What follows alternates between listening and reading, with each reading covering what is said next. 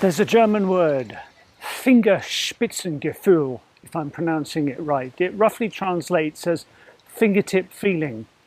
But I wanted to make this video using the German, Fingerspitzengefühl, because saying it has a slightly different visceral quality that I quite like. And although I thought about writing about it at my keyboard, I thought, no, I actually want to get out in a shady part of Cambridge in this hot weather and walk and talk, because I have a very different experience of how I think when I'm in motion. And Fingerspitzengefühl is the fingertip feeling, and what it speaks of, and it's from the military strategist John Boyd. Fingerspitzengefühl is his term for how we feel our way into certain situations, how we make more intuitive decisions by our full sense of being present. At least that's my version of it. And he contrasted it with a word I won't attempt to pronounce in German, which stood for strategic intent. Now, I like that term, Fingerspitzengefühl, I'm using it all the time now, to capture a lot of what interests me about my work as a facilitator, because as I've got older, I think I've become more and more militantly interested in making decisions about what to suggest to a group in the moment based on what I'm experiencing live, and I feel more and more reluctant to commit to detailed plans about what I should be doing. I'm more skeptical about running processes with multiple steps, and more in favour of figuring out what are the small adjustments I might make in the way that I'm working with this group that might lead to more spacious conversations. So I think I'm practicing fingertip facilitation. I think this is more important as AI seems to be playing a greater and greater role, because I think AI takes us into a world of literally disembodied thinking.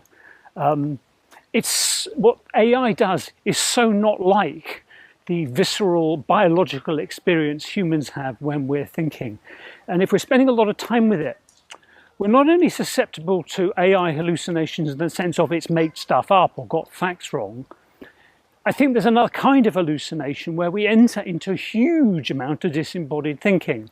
And our social media, with posts with lots of stuff about and tons of advice that we haven't solicited, I think contributes to this sense of talking about the world as if what we're thinking in one part of our brain is somehow connected to the world when it's not, that we're overreaching in our ambitions. So here in the UK, for example, in the other day, the Prime Minister resigned, and there's been an absolute flood of articles arguing about why he did it, or whether he should have done it, or what it means for the next steps. And I think most of us who've been even remotely drawn into that debate, I think we're under the slight hallucination that we are in some way like next door to Keir Starmer or his potential replacement Andy Burnham, and in a position to influence them.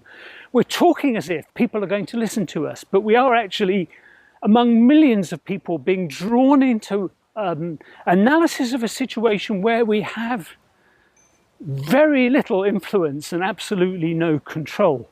Which brings me back to what guides my work as a facilitator. What makes it interesting to me is not knowing what I'm going to do until I'm in the room and present to the people. And I think the way I work now, and I think the way I create some kind of trust with the group, is not that I've arrived with a cunning plan, but that they can see that moment by moment I'm kind of adjusting what I'm doing and thinking about what I'm doing next. I think it gives them a very visceral sense that I'm actually paying attention. And it seems to me that in an economy where our attention is under almost 24-hour constant assault, where it's constantly a risk of fragmentation, I think returning to our human ability to give attention or to pay attention is becoming increasingly important. So I think for the foreseeable future, I'm going to use Fingerspitzengefühl as my touchstone to remind me to move more, to get away from the keyboard, to to talk to real life human beings more, to be out as I am now in a little bit of nature, even in the centre of Cambridge, and to feel my embodiment. As a counter to the pressure that our culture puts us in to be thinking about things in abstraction, taking our attention away from where we perhaps have the most sense of aliveness and influence, towards things over which we have no control. I feel like I need to do the work of bringing my attention back into my more immediate environment, and to keep thinking of myself as a relational creature, not a computer of abstractions and formulae.